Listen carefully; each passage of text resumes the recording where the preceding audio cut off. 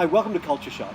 This week we're going to talk about Jack Vetriano. You may not know his name, but you almost certainly know this painting. This is the Singing Butler, one of his most famous paintings. Actually, one of the most reproduced paintings of all time. And there's a whole sort of genre of painting that Jack Vetriano created, similar to this, using sort of scenes from the 1940s and 1950s.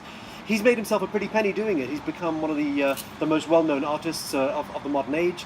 Of course, art critics will deride him as not being an artist at all, whereas collectors, some of them think he's the most magnificent painter they've ever seen. That's how art goes, right? It's subjective. But the interesting thing about Jack Vetriano, and the reason that I keep this book in my office, is because, and I bring this out every now and then, because there's a point I'd like to make, which is this. Jack Vetriano was self-taught. He didn't have classical training. He wasn't some child prodigy that some art teacher had to harness and get the best out of because they couldn't stand to see this talent go by. In fact, this guy didn't even pick up a paintbrush until he was well into his 20s, and it was only because a girlfriend at the time bought him an art kit, and he thought, well, I fancy a crack at that. But once he sat down and started painting, he discovered a couple of things. He discovered that he was quite imaginative. He maybe didn't know that before. Certainly nothing in his background or his upbringing has suggested that. He discovered that he had a particular eye for detail, a particular eye for a type of imagery, and this stuff actually became iconic because it was really very, very good, really very different. Very much a sort of a Jack Vetriano style. Things that artists could spend years trying to hone, he just naturally had. But he didn't know that until he picked up a paint and paintbrush. And the reason I like to make this point is because I think when you look at organizations that have really, really sort of interesting, deep culture, the kind of culture that we write about, the kind of culture that makes its way onto the stage at conferences that we discuss, the kind of stuff that makes it into articles and magazines, those tend to be built by people who didn't necessarily know they had a great talent for this before, but decided at some point that, you know what, we've got paintbrushes, we've got paints, we've got ideas, and those might be people and products and a company and a logo and a cool name, whatever it is. They put all those things together and they go, what could we create? What could we do that might be different and might be seriously interesting here?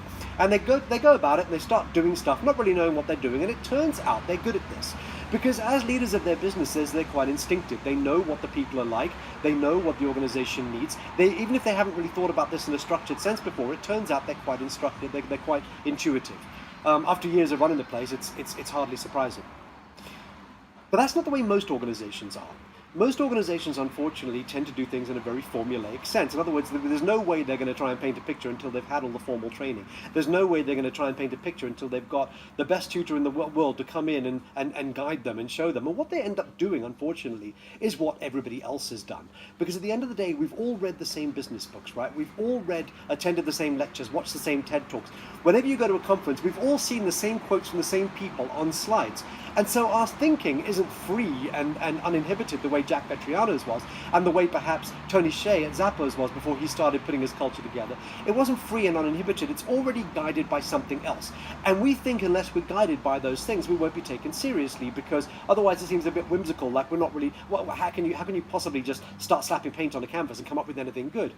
But it turns out, actually, Jack Vetriano is a perfect example of what you can do, and Zappos is a perfect example of what you can do using the same methodology.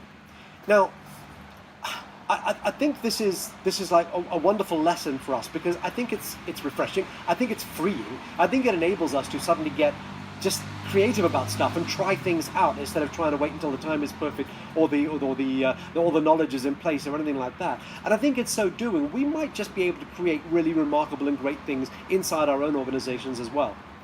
Little did we know that a lot of the talent might already exist, a lot of the ideas might already exist. We're just not exploring those things. So that's my big thought for this week. I mean, I'm busy moving office, so I'm pulling all my stuff out. This isn't really what it looks like, but this book came off the shelf and I thought I need to talk about this, because this is really sort of, it's something that I believe very, very deeply. I believe it to the core of my being. I think we use too much science, we get too technical, and we don't allow ourselves to be uninhibited and free. And actually, when it comes to creating something magnificent around people, a really great organizational culture, I think sometimes we could stand to just start getting creative instead of getting project-based and fact-driven and so on. Anyway, that's my big thought for this week. I hope it's food for thought for you. It's certainly been food for thought for me. And I wish you a really great week.